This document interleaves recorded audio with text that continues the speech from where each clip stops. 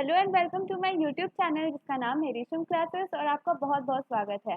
आप अगर राजनीतिक विज्ञान के स्टूडेंट हैं, फर्स्ट ईयर सेकेंड ईयर किसी भी ईयर के, और तो आप चाहते हैं कि आपका रिजल्ट बहुत ही अच्छा आए और आपको एक भी बुक खरीदनी ना पड़े, आपको फ्री ऑफ कॉस्ट सारा पीडीएफ और आपका स्टडी मटेरियल वो वाला नहीं जो आपको यूनिवर्सिटी से प्रोवाइड की जाती है। एक ऐसा स्टडी मटेरियल, ऐसे नोट्स जो आपको इजी टू स्टडी हो, इजी टू अंडरस्टैंड हो और आप उसके इजीली आप एग्जाम में उसे समझ के लिख सकते हो। उसी के साथ डेली का लेक्चर वीडियो जो आपके पास सिर्फ इम्पोर्टेंट चुने हुए टॉपिक्स पर ही आता है। इन सारी चीज़ों के लिए आपको इस चैनल को जल्दी से जल्दी सब्सक्राइब कर देना चाहिए और बेल आइकन ज़रूर प्रेस कर लेना चाहिए। आज हम जो बात करने जा रहे हैं वो है हमारे एमटीएस के पेपर 3 के बारे में। पेपर 3 का जो इम्पोर्टेंट टॉपिक है वो है हमारा मानव विकास यानी ह्यूमन डेवलपमेंट। ह्यूमन डेवलपमेंट के बारे में हमें बहुत अच्छी तरह से जानना होगा क्योंकि हर बार इस पे बहुत सारे क्वेश्चंस पूछे जाते हैं।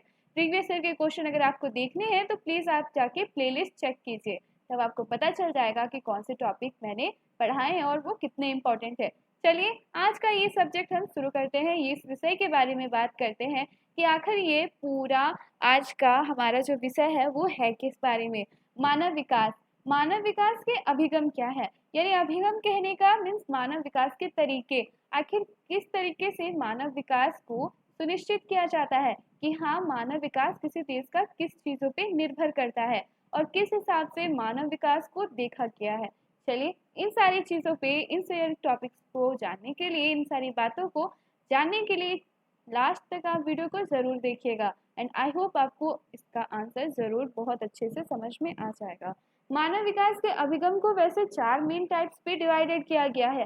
पहला अगर हम देखें तो पहला आता है आय सकल घरेलू उत्पादन अभिगम यानी जीडीपी। जीडीपी के बारे में यानी ग्रॉस डेवलपमेंट।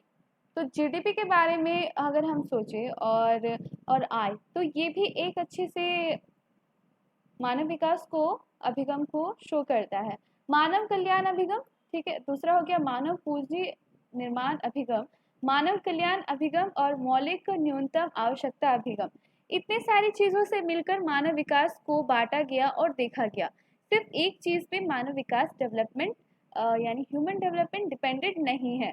चलिए अब इनके बारे में सबसे पहला टॉपिक जो हमारा है, क्योंकि एक वीडियो में एक ही टॉपिक हो पाएगी क्योंकि वीडियो थोड़ी सी लंबी हो जाती है। अगर 20 मिनट की वीडियो रहेगी तो आप तो देखना नहीं चाहोगे, इसलिए सिर्फ आपके लिए एक टॉपिक एक ही दिन पे एक वीडियो पे सिर्फ मुश्किल से आपके 5 मिनट में हो जाते हैं। अक्सर एक सवाल पे कई जवाब छुपे होते हैं और एक जवाब पे कई सारे सवाल थे, तो सारे के जवाब आपको इसी पे मिल जाएंगे।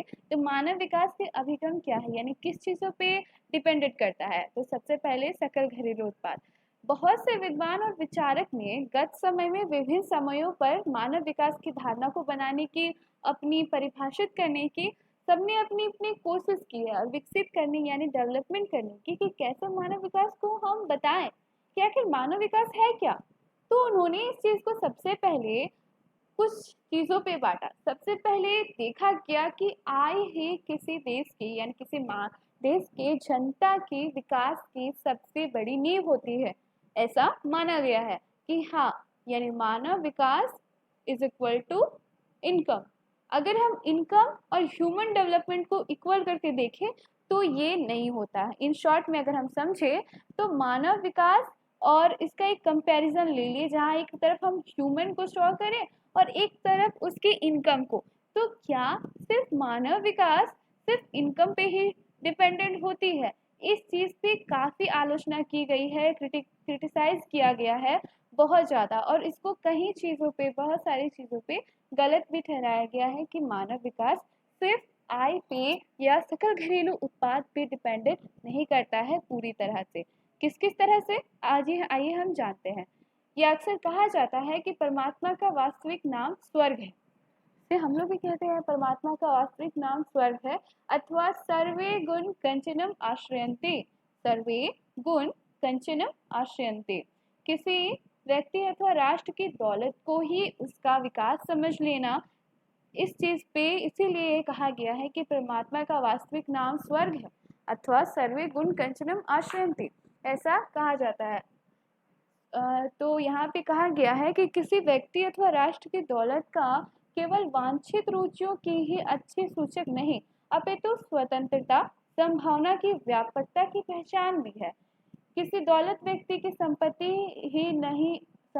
ही नहीं है, अपितु उसकी ऐसी व्यवस्था में पूर्णता मौजूदगी भी दर्शाती है। मीन्स इसका कहने का मतलब ये है कि धनी देश विकसित देश, मानव विकसित देश नहीं हो सकता।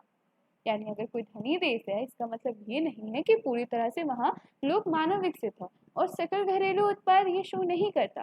जीडीपी बढ़ने से क्या, देश की जीडीपी बढ़ने से देश की अशिक्षा और स्वास्थ्य और जिस चीज़ पे मानव विकास डिपेंडेंट है, आय यानी शिक्षा, बेहतर शिक्षा, आय, इंडिपेंडेंसी, स्वतंत्रता और रुचि, ये सारी चीज़ क्या सिर्फ आय बढ़ने पे ही डिपेंडेंट हो जाती है पूरी तरह से? तो नहीं, ऐसा देखा गया है। और इसकी आलोचना करने के बहुत सारे कारण भी बताए गए हैं।